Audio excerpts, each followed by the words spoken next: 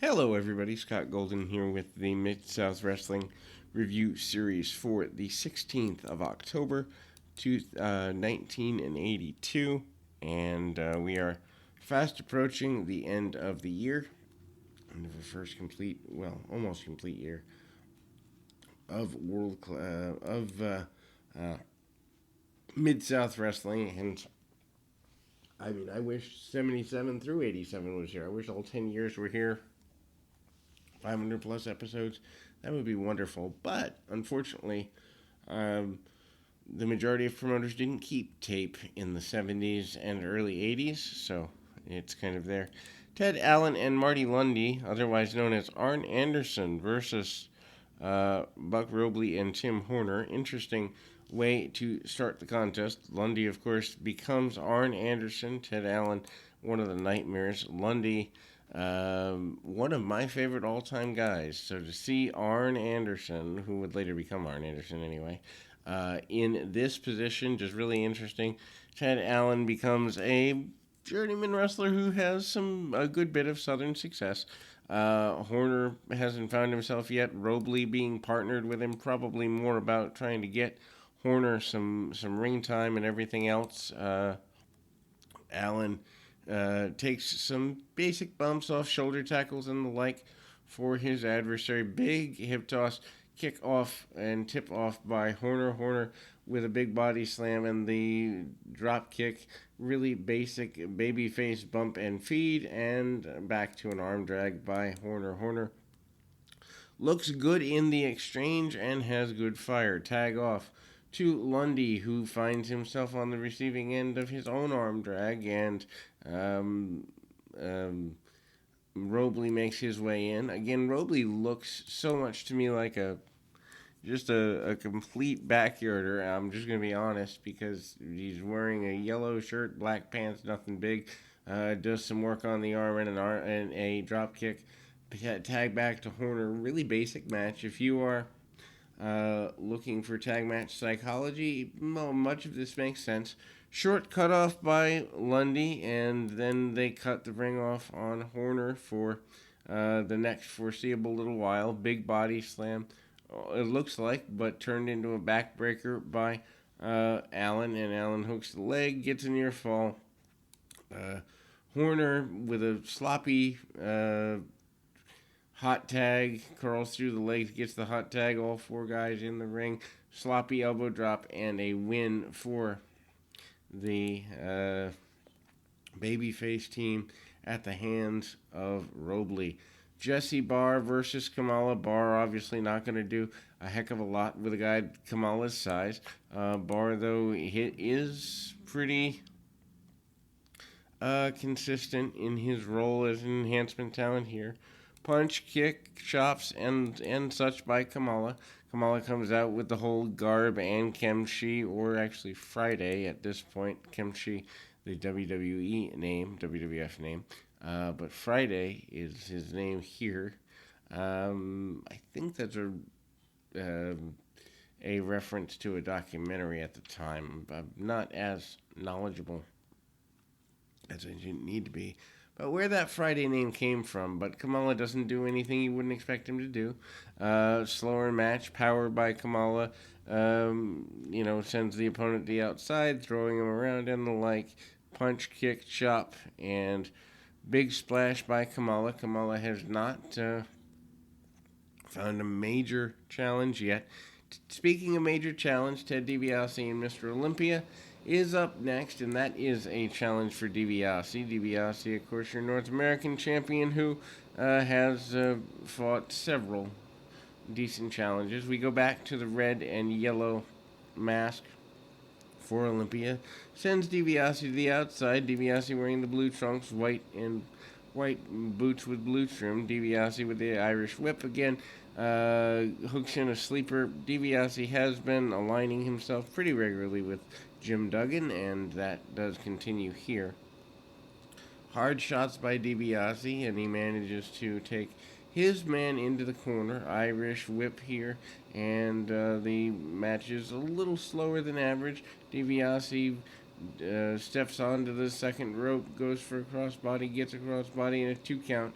on the reversal by Olympia. Olympia continues to be one of the better guys in the area. He goes for and hooks on the sleeper. Sleeper doesn't exactly lead DiBiase where he wants to be. And eventually we do see DiBiase make his way out.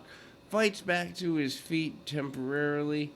And a big power slam by Olympia. Usually a move used by DiBiase, but Olympia using it here. And DiBiase goes down into the tights, loads the glove, and the cheap shot punch. 1, 2, 3, we're done with that match. DiBiase has cheated his way to another victory. The Grappler versus Mr. Wrestling 2 up next. Oddly enough, they must have cut some things out of this program because it's only running about 36 and a half minutes. Usually they run 41, 42 minutes, so they cut something out. Grappler tends to come out ahead in the early stages, actually grapples his way to the canvas. However, Mr. Wrestling 2 comes up with some hip tosses, hip locks, and the like. He's no slouch, he's no dummy, and hard shot to the midsection by the Grappler, who goes to work on Wrestling 2. Wrestling 2 doesn't really have an angle yet. They're starting to tease one. And he will be in one by the end of the year. Block of the atomic drop and reversal into one. And then a second one by Wrestling 2. Big body slam by the Grappler, and it drops the elbow. And again, and there we go. Pretty well going to town on his adversary there. And hard shots by Wrestling 2, who doesn't seem to want to take any backward steps. And then we see more fire coming out of Wrestling 2. The Grappler not having a good go of it. Axe handles, club handles, and the like by Wrestling 2. Wrestling 2 eventually gets sent into the second corner, and a kick by the Grappler slows the match down a little bit. Doesn't exactly get everything he wants on it. But the, I guess you'd say, cross arm breaker attempted. Wrestling 2 comes out with a body slam and almost gets himself a victory, and does get a knee lift and a back suplex. That leads to the running knee lift by Wrestling 2, and he gets a victory here. We move to Hacksaw Doug and Iron Mike Sharp. Imagining that as being a semi-main event in a building versus an enhancement talent is an interesting run there. But Duggan not willing to take backward steps from anybody, and the Louisiana Championship is held by Iron Mike Sharp at this point. Duggan, though, I think picks the title up within a couple of weeks, so he gets his singles run here too. Duggan on the receiving end of a couple of arm bars for a little bit, and then